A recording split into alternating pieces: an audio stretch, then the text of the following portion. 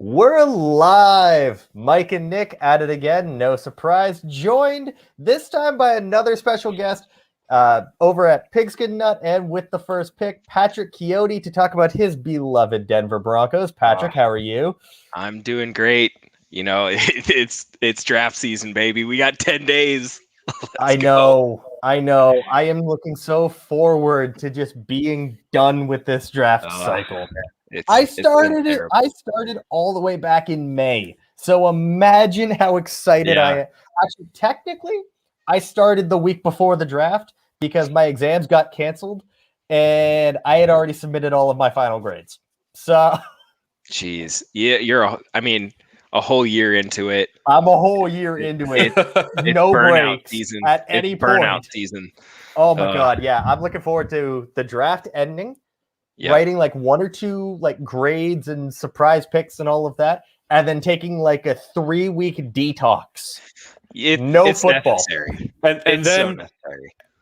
And then get ready for the debate about who's going to be quarterback one next year, because good googly muggly is not going to be fun. That's going to be great, man. I'm gonna bet early odds it's gonna be someone like Slovis, or that's gonna be the guy that everyone's gonna rave about out the gate, and then it's gonna flip flop for a year until draft day next year. It's gonna be nuts. I am glad that you mentioned quarterbacks, whether this year or next year. Guys, what are we doing? What are we doing at quarterback in Denver? Do you want one this year? Do you want one next year? Look, looking at this class, there are 4 guys that really stand out to me as the guys, right? Which is the big 4 that we've been talking about for months, almost a year. Well, not a year, a few months now. If one of those guys happens to fall down to 9, I'm more than happy to. If there's a trade-up scenario where a guy like Justin Fields falls to 6, that's even more enticing for me. Because he really is someone that I do believe could come in and push Drew Lock, and that's kind of the whole point of it, is you're getting one of these top 4 guys to push Drew Lock. If Drew Lock comes away as the winner of this battle, fantastic. If not, great. You have your quarterback of the future. You can move on from there. I'm still very hesitant to just give up on Lock, given all the circumstances and everything. But at the same time, if a better situation arises, you kind of have to take that jump, right? Because good quarterback play is so difficult to find, especially in Denver. For some reason, we just can't figure it out. Yeah. Every time I say that, you know what the thing is? Oh, man. I said that, and then as soon as it left my mouth, I went, no, they had Peyton Manning. Yeah, we did have Peyton Manning. But it's about drafting a quarterback and actually developing it, right? Like Jay Cutler was the last quarterback that they drafted, and they were like, you know what, he's going to be our guy. And he actually didn't play terribly, right? Like he was fine. He was okay. But then like Paxton Lynch happens, and all, they have such a hard time drafting quarterbacks and then having them actually pan out. Like Brock Osweiler could have been that guy. He was mediocre at best during the Super Bowl season, but he did help us get to the playoffs and eventually to the Super Bowl. And then we all know how that story phased out. You know what's amazing is you mentioned like Jay Cutler was the last guy, and then before that, it's Elway. Yeah, because Jake Plummer was drafted by Arizona. Yep, and then there was a whole slog of absolute nothing in between. They tried. Kyle Orton. Kyle Orton. No, we didn't draft Kyle Orton, thank God. Nope, Chicago. But yeah, but there were guys that they drafted throughout the years, even when Elway was there. I can't remember who it was off the top of my head, but they drafted someone in the first round, and it was this whole thing because Elway was hated by the coach, and he really didn't like Elway, and Elway just put on a show, and then we got the Mike Shanahan era. So anyways, yeah, finding a quarterback in this class is great if that's the direction that we want to go. I'm not going to sell the farm completely to move up to like 4 or even 5, because that price tag is just getting richer by the day. Yeah. The more and more that Atlanta and Cleveland kind of stand their ground, the bigger those offers are going to get, right? The offer that you can't refuse. Well, Cincinnati never trades out anyways, or rarely trades out. So I would be shocked if they did. Yeah. I really would. They want to get their guy, and they want to stay put, and that's fine. So you got Atlanta, really, you have Miami, and then you have Detroit at 4, 6, and 7. Like those are going to be the big ones that are going to want the most for that pick. Yeah, right? I can see 6 if someone's there, but I mean you're not trading up for Mac Jones. It's got to be for Fields or Lance. Don't even get me started on it. All right, why don't we just get started? Let's run this. I'm hoping for no auto picks in this because I'm going to be very mad if it does. There you go. Trey Lance already gone. Okay. Ooh. Now, we talked about trading up. Did we talk about the potential of trading down? So this is something that has come up a lot, and this is something that I've really been thinking about over the last couple weeks. Okay, we're not taking Pittsburgh. So that's way too far to move down. Absolutely not. But this scenario right here isn't terrible. I don't like that they're only offering a future 5th. There's also a second in there. Yeah, but still, move down 7 picks, get a second, but get a 5th. Can we see who's on the board? Oh yeah, let's do it. Of course. Also, Patrick, while you were talking, I'd looked at that quarterback you mentioned. It was Tommy Maddox. Yeah, Tommy Maddox. That was the guy. There's a name I ain't heard in a while. Yeah, they really thought that he was going to beat out John Elway, and wasn't going to happen. When I had you on my podcast, we talked about the corner need. Yeah, boy, J.C. Horn and Patrick Surtain right there. That's really tough. I like both of them. Horn is too much of an athlete to. This is tough. This is a tough one because that's really who I'm stuck between. I like Surtain's game. I think Horn definitely came a long way from his sophomore season to his junior season, became a little more refined. I think that his size, his speed, his ability to just bully wide receivers, I love his fit in the Vic Fangio defense. My pick here would be J.C. Horn at 9. I feel like I would shock a lot of people here, but I feel like J.C. Horn in the top 10. Let's go. Yeah. Oh. All right. See, we're letting the guests just completely. This is your show. Hey, I dig it. Call the shot here. I mean, that's just fun. I mean, you brought in Kyle Fuller, Ronald Darby, and they're going to join Bryce Callahan and Michael Ojemudia. Well, and here's the thought behind that too is. Atlanta always wants straight out of 35. Absolutely not. 2 of those guys are in the last year of their deal or on a 1-year contract, right? Fuller signed a 1-year deal. Callahan is oft injured, and he's in the last year of his deal. They don't know if he's going to be back. Ojemudia, they might move him over to safety. Oh God, Eric Stokes is there too. Oh my God. Patrick's just sitting there like, give me all of the corners. You know what? I'm going to shout out my friend Nick Kendall here. And we're going to go with Baron Browning, linebacker from Ohio State. Okay. All right. Okay, that's fun. Uber athletic linebacker. I feel like he'd be a good. Oh my God! How many linebackers look at that went run. Round 1? Look at that run. You got Parsons at 19, by the way. Yeah, I wouldn't be shocked if he fell even further than that. Parsons, Collins.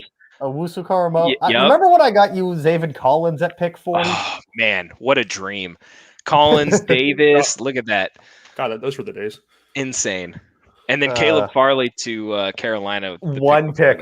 I know that if he was there at 40, you would have just went, screw it. We're going to go Caleb Farley too. Maybe.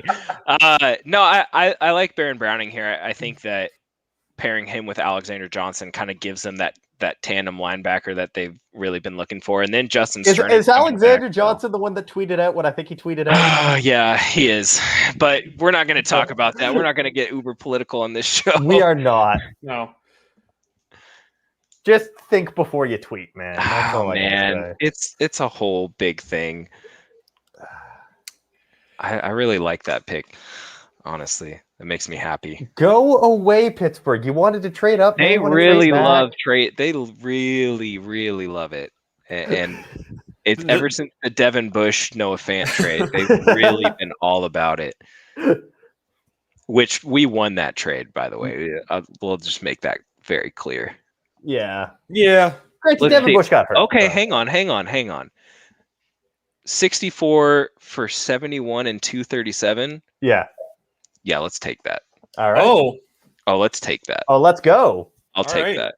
But okay, so we're not quite as aggressive as when I did the mock draft for the stream. When I just decided that, after the second round, every pick that I used was just going to be a trade up. Yeah, that's right. and we were trading like 5th round picks in 2023. Show me who's available at safety right now, because I'm going to be honest, as a Ducks guy, I'm still not even that sold on Javon Holland. Javon Holland is here though. He is. So is Richie Grant. So is Richie Grant, and that's who we're going to take. Ooh. We're going to take Richie Grant here.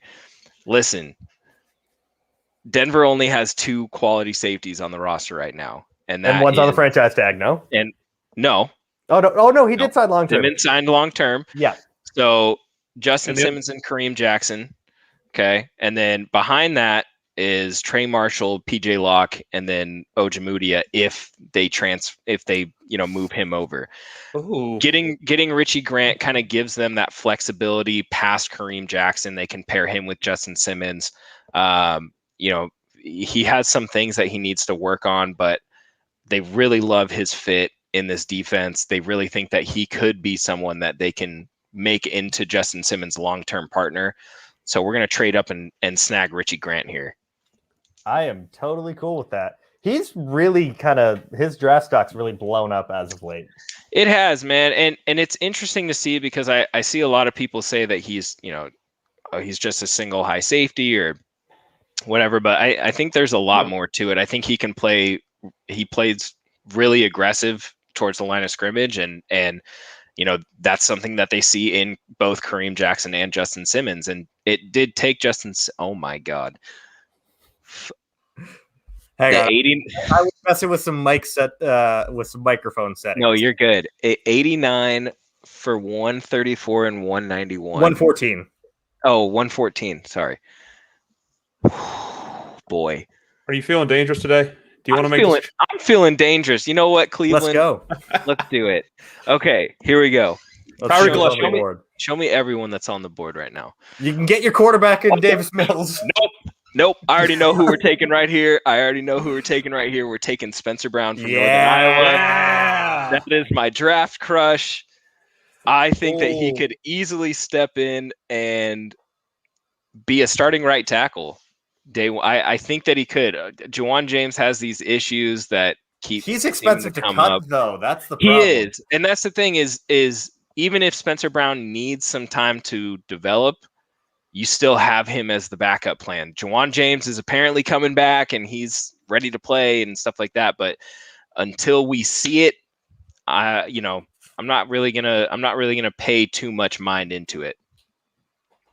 Shaun Wade in the 4th round, boys. Did we think that was going to happen last year? No, not at all. I don't think so. No. I mean, I might have had him in my top 15 at the beginning of the year. I think everyone did. I think everyone did. Okay. Let's see. We got 2. Oh, we're definitely not taking Chuba. I should have worn my Chuba jersey just for this. Man. You laugh, but I own one. Show me who else is available here at edge, because I like some of these guys. I want to see. Oh, Jonathan Cooper's there. I can't remember who the edge I got you back in. I want to say. I'm gonna have to go back and listen to that podcast. Yeah, that was one of my favorites, because I finally beat Jevin Daxon on one of these. Yeah, I know. Let's see. Hey. Who's available at running back? Chuba, Javian Hawkins, Puka. I'd advocate for Khalil Herbert. I like Herbert. At edge, or running back. Show me the wide receivers that are available right now. I also remember I just got you all of the wideouts, all of them. Okay. This is interesting. Your boy is here. I think is Shi Smith your guy? Shi Smith is my guy. I didn't know you're a Shi Smith guy too. I do. He is a man of class. He is a man. I'm a man of culture. Okay, I like physical slot receivers, baby. You know what? Here's the thing. I did see Ambry Thomas available as well at corner. We might need to double down, but when do we pick next? Let's see. 239. Okay. So we need to make a couple of trades. We need to make this pick count. Okay, go back to edge. I have a suggestion, and Mike's gonna laugh. Yes. Malcolm Kuntz from Buffalo. You know what? The reason I laugh, the reason I laugh is because one, he's picked in like every single one of these that Nick and I do. Yep. And two, I have seen him mocked in top 50s before, which is like recently. Yeah. Which is rich for me, and I'm a fan of his. Here's the thing: I really like Jonathan Cooper, but I don't think that he's kind of that vibe for Vic Fangio. However, Shaka Toney. He does have a little bit of that like raw he's got ability. He's got a little bit of something. Yeah, like he's far from being complete, but neither was Shaq Barrett when they got him in like round 4 or 5. Yeah. Shaq Barrett was undrafted. Was he undrafted? He was undrafted out of Colorado I swore State. he was like a midday 3. Jesus. Undrafted. Let's go with Shaka Toney here. Okay. We're getting a rotational edge guy who's going to compete with, compete to back up Bradley Chubb, Malik Reed, and Von Miller. So I'm not too upset about that. No. I'll take that. No. He's a speedy guy off the edge. It's fun. Oh yeah. The Cowboys pick Tony Fields. That's a good pick for them. That is a good pick. Boss man should be happy. He didn't get Darius Washington. They went to the Ravens, oddly enough. Oh, okay. I didn't see because I didn't see the soccer pick pop up in the chat. Brady Breeze to the New York Giants. I still don't even believe that that's a real person. Like, Brady Breeze doesn't sound like a real person. He looks like a weird, like roided out little brother of Tom Cruise. I don't know why. That's the pride of. Do you want to trade both of you? Do you want a 6th round pick? You know what? Yeah, let's do it. Tennessee wants these 2 7th rounders. That's fine. Okay. Let's see who's available here. Oh my God, Cornell Powell is available. Cornell Powell, the only man ever who has ever mossed a wide receiver, looked down at him and gone too small, and been like 4 inches shorter than the guy who's telling he's too small. Yeah, I mean that's just a weight room issue at that point. Show me the running backs who are available. Because here's the thing. I am a sucker for Last Chance U, and Rakeem Boyd staring me in the face right here is kind of disrespectful on his part. I'm kind of mad about it. Philip Lindsay's gone. Where did he sign again? Houston, which is so bizarre. Don't know why. Weird. What the hell? 1-year contract for like $2 million. Bizarre. Melvin Gordon is on the last year of his deal. He's also dealing with this other DUI stuff, which I think has kind of gone away now. And then behind that, I think it's like Mike Boone, and Royce Freeman. So Royce Freeman is still a Bronco. You know what? He's better. He was better in pass pro than Philip Lindsay, obviously because he's bigger. And he's never really gotten that chance to kind of break out. Show me the wide receivers that are available again. Yeah, absolutely. And maybe this will make my decision a little easier here. I do know that our favorite Jalen Darden is here, as is Austin Watkins. You know what? I'm gonna make an executive decision here. We just traded 2 7th round picks for Jalen Darden. Yeah. Oh yeah. Goodbye, Deshaun Hamilton. By the way. Yeah, honestly, yeah. You know what? We felt bad for Tennessee, so we threw in Deshaun in that deal and just said, you know what? Yep. Here you go. He's your problem now.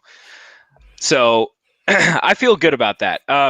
What's funny is a buddy of mine, Trey Moreland, sent me this YouTube video about a year ago. I would say maybe 9 months to a year ago. He says, dude, you got to check this guy out.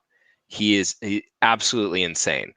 And I click on the video and I'm about 30 seconds in and I'm like falling back in my chair. And it was Jalen Darden.